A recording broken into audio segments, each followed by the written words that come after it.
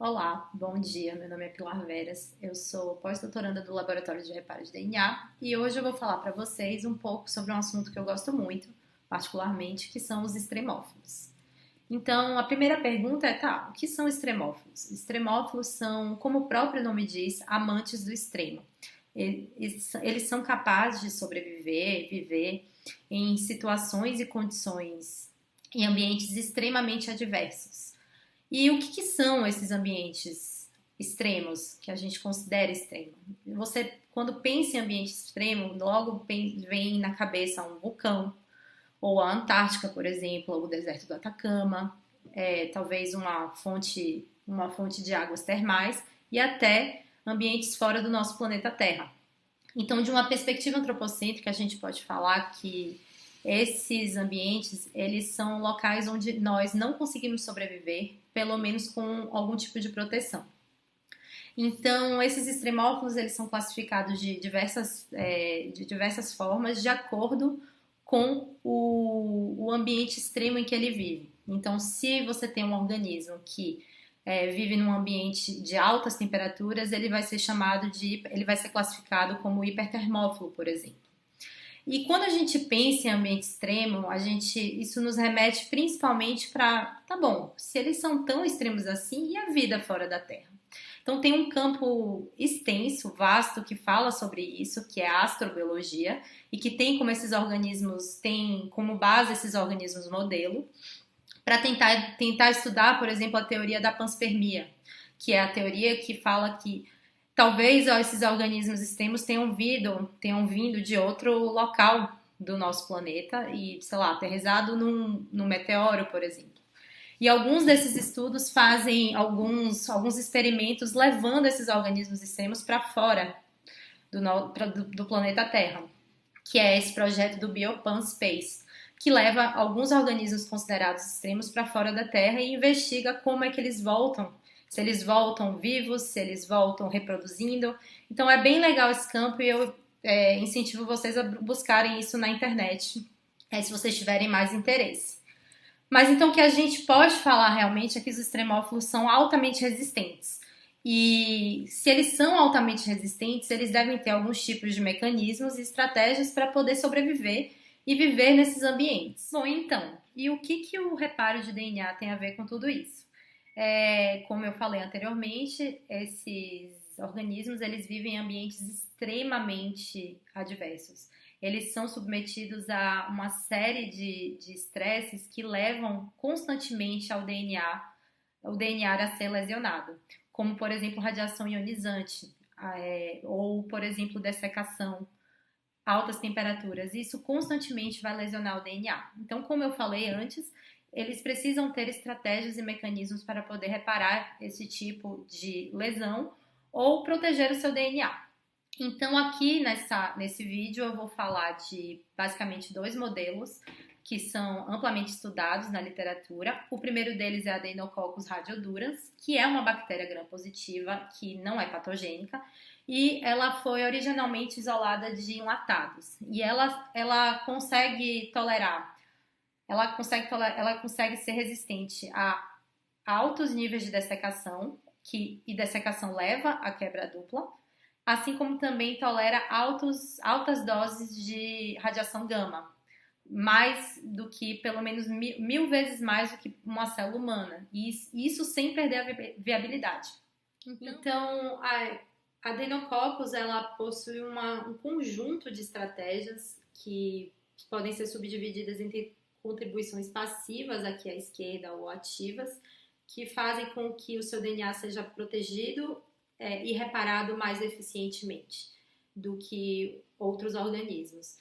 Essas contribuições passivas incluem uma estrutura nucleóide condensada, por exemplo, a formação de uma estrutura compacta que já protege pela estrutura em si o DNA de agentes externos, assim como também o número de cópias do genoma, que é maior do que, por exemplo, uma E. coli, que tem, por exemplo, de 4 a 6 cópias do seu genoma numa célula. Já a Adeinococcus tem de 8 a 10 cópias do seu genoma por célula. Isso faz com que diminua a possibilidade de carregar uma mutação para as células filhas.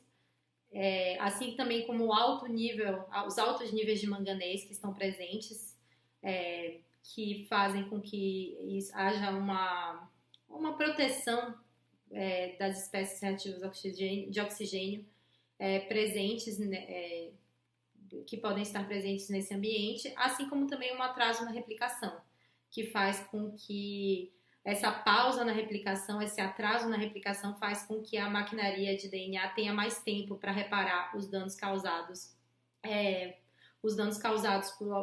por agentes externos. Então, também existem algumas estratégias ativas, como o reparo que é independente de REC-A, um reparo que é dependente de REC-A, então ele tem mais um tipo de mecanismos de contribuições ativas, de mecanismos de reparo para poder lidar com esses danos, assim como também a DDR-locus, que é uma proteína que ela protege o DNA, ela ativamente protege o DNA. Existe uma pergunta que a gente pode se fazer, que é a seguinte: bom, será que qualquer organismo pode se tornar um extremófilo? E aí existe um conjunto de trabalhos, na verdade, que foram realizados com E. coli, que E. coli não é tão resistente quanto uma Adenococcus, mas se você submeter a E. coli, uma população de E. coli, a radiações ionizantes que vão subsequentemente aumentar, a dose de radiação ionizante que vão subsequentemente aumentando ao longo do tempo, nessa mesma população, no final você vai ter uma população de E. coli mais resistente. E isso faz com que a gente pense que esses mecanismos podem ser desenvolvidos, ou foram desenvolvidos, com base numa pressão ambiental muito forte. E, além da Adenococcus radiodurans, um outro modelo amplamente estudado de extremófilo são os tardígrados. Eles são considerados poliextremófilos, porque eles são altamente tolerantes a vários tipos de condições extremas. Então, eles conseguem tolerar temperaturas muito baixas ou muito altas, assim como também pressões altas, radiação ionizante, dessecação.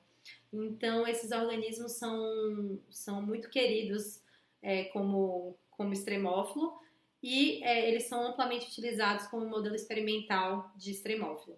Além disso, naquele experimento que eu comentei de levar organismos para o espaço, um deles foram os tardígrados, que conseguiram sobreviver